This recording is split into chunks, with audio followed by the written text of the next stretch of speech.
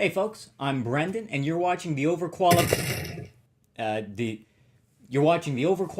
Henchman.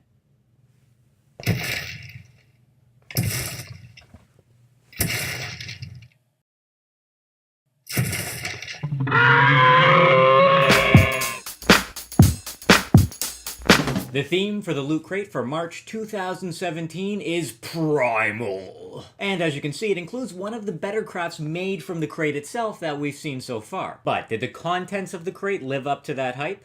Let's take a look. The t-shirt for this month features none other than Winston of Overwatch activating his Primal Rage ultimate ability. Now I know I can be pretty tough on t-shirt designs that reuse art assets or feel a little bit lazy, and yeah, this is just a spray from the game, but it looks great. Now, as much as you might not be too excited to see them in a loot box in-game, pretty much all of the sprays in Overwatch would make great t-shirt designs. And in this case, that muted color palette with the pop of yellow is really sharp. I guess this means I finally need to get around to filming that update for the Overwatch shipping manifest. Next, we have this metal warning sign from Jurassic World. This does a good job of looking like an actual warning sign. The material helps, but there's not too much text and the design's not too busy.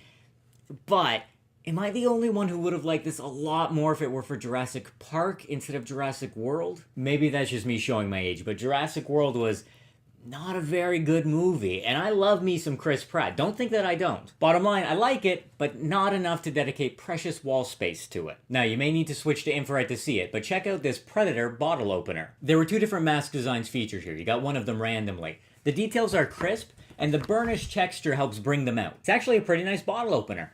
It did get me thinking, though, that it's kind of weird how bottle openers are this staple for geek memorabilia. Functionally, you only ever need, like, one bottle opener, and there's not really any good way to display something like this, so otherwise it's just sort of an excuse to have a hunk of metal shaped like a thing. I don't know, it just got me thinking. If you collect bottle openers, leave me a comment down below, letting me know what the appeal is. What am I missing? Now that may seem a little lukewarm, but make no mistake, the Primal Crate is the best there is at what it does. And what it does is feature this 100% die-cast metal Wolverine figure. There is a lot of metal in this crate. Like with the bottle opener, there were variants available for this figure, an old man Logan version and a pure adamantium version. Now being 100% die-cast, this has some real heft to it.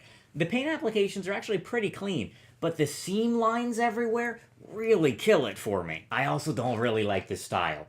Caricature is always pretty hit and miss, so your mileage may vary, but to me, it's kinda ugly. And I love Hugh Jackman, don't think that I don't. If the style does work for you though, and you're looking for a toy that could shatter a pane of glass, this might be worth checking out. The pin for March is a smiley face with 4 reptilian claws slashing across. A lot of the pins in the past year have been branded in one way or another, but I'm pretty sure that this is a unique design, and I dig it. I might have suggested going for just 3 claw marks instead of 4, or maybe making the eyes and mouth black instead of a reflective silver.